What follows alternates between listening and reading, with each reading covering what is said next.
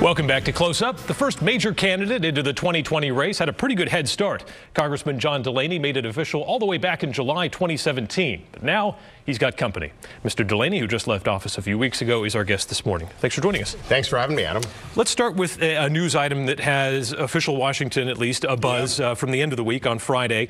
BuzzFeed is reporting that Michael Cohen, President Trump's former attorney, was directed by the president to lie to Congress about the negotiations over the Trump Tower in Moscow. And this information, the reporting is based on, not on Mr. Cohen's word, but on the word of law enforcement officials at the federal level. We've heard reports like this before that prompt Democrats to say, oh, this is the beginning of the end for President Trump. But do you believe this is an inflection point towards eventual impeachment? Well, this is a very serious allegation, obviously. I mean, this past week, we saw the president's attorney general nominee testify, and a question that was put to him was, if you tell someone to lie, right, in court or in front of Congress, whatever the case, or in a deposition, whatever the case may be, to perjure themselves, is that obstruction of justice? And the attorney general nominee for the president said, yes, that is obstruction of justice.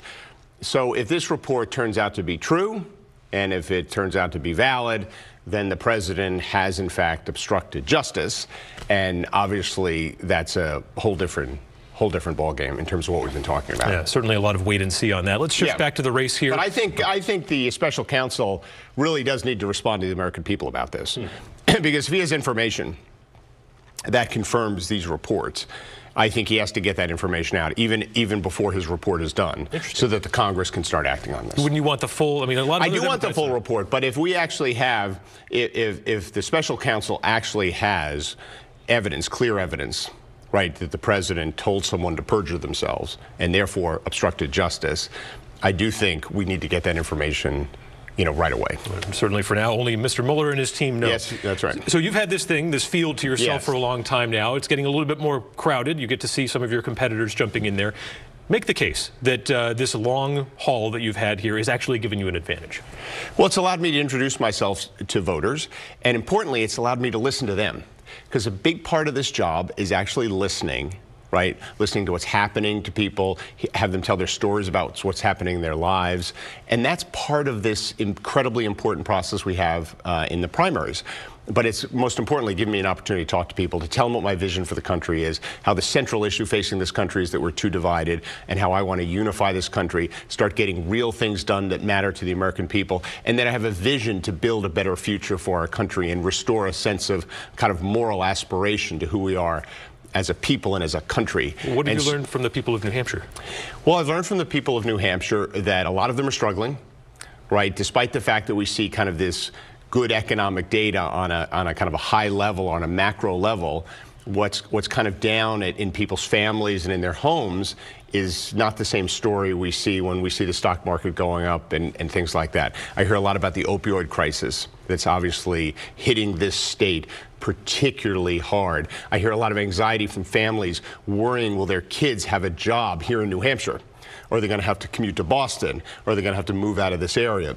So I hear those kind of concerns that you expect people to have, things that are affecting their families, their children, opportunities for their kids. Will they be able to stay in their communities? What's happening with their job? They're worried about how technology and automation, we were just talking about that as it relates to this wonderful set we're sitting on, how technology is changing everything.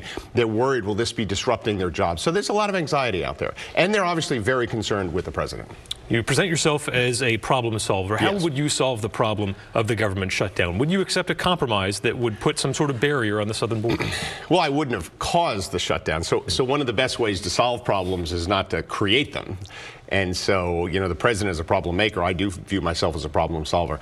Look, I think that the U.S. Senate, the Republicans in the Senate, should reopen the government up now, obviously.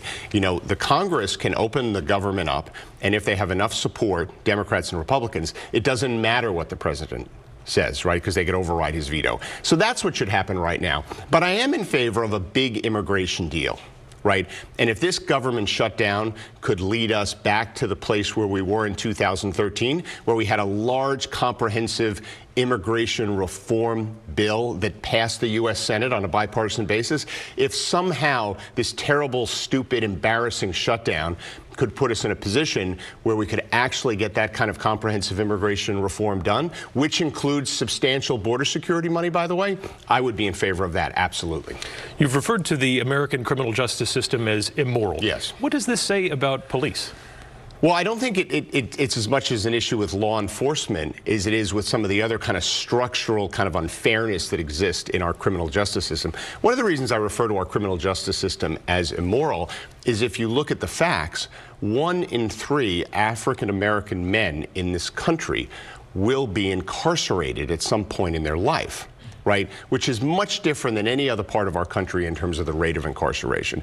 So there's clearly racial injustice in our criminal justice system. This notion of mandatory minimums has been incredibly penal for certain people.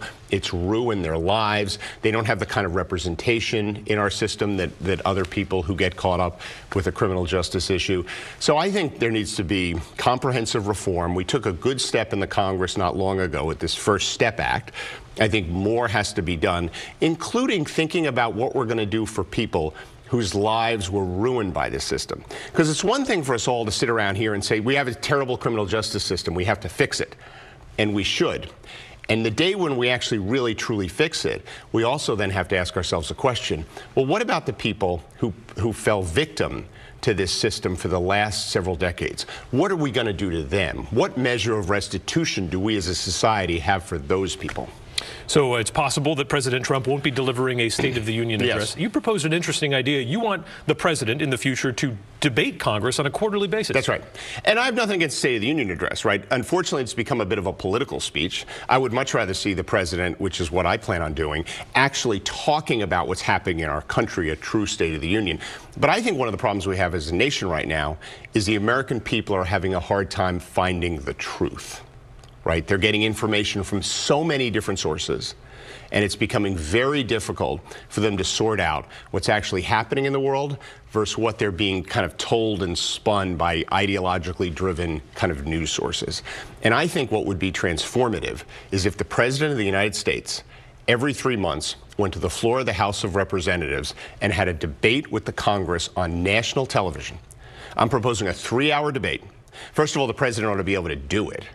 Right? They ought to be able to stand on their feet and answer questions in front of the American people. First hour and a half on one particular issue, second hour and a half kind of question time. I think it would be transformative because I think the American people would start figuring out who's telling the truth, and it would force our elected officials to be more honest, right? Because they're out there on their feet. This is not a tweet. This is not a press release. This is not a press conference where you pick the questions. This is you on your feet, talking to people who may disagree with you or may agree with you on the important issues of the day, and the American people watching it. Speaking of Congress, one of your former colleagues, Tulsi Gabbard, announced for president, I believe, last week, and faced huge blowback right away over some past anti-gay activism. It wasn't just a couple statements. This was activism. She had to apologize. Do you think that someone with that background, even though she has changed her views, someone who is so specifically anti-gay, saying something like inviting homosexual advocacy organizations into our schools is a mistake because they could influence children, is that someone who should be a standard bearer for a party? So listen, I served with Tulsi. Tulsi and I actually came into the Congress together. We were in the same class, the class of 2012. I'm actually not that familiar with some of the stuff you're talking about. I did see the stories, but I didn't spend a lot of time on it. I mean, my position on these issues is very clear. But this campaign is actually about what I'm going to do for the American people. And maybe it's the entrepreneur in me, but I tend to think of running for office more about what I'm going to do and explaining to the American people my vision for the future and how I'm going to make things happen, as opposed to worrying about what's going on in other people's campaign. So the short answer is I haven't spent a lot of time on these allegations about what Tulsi did a long time ago. Tulsi's a friend of mine. We served together. But the campaign is really about what I'm going to do. All right, Congressman John Delaney, it's been great. Adam, nice to see you. We'll see you back here in a few months. Absolutely.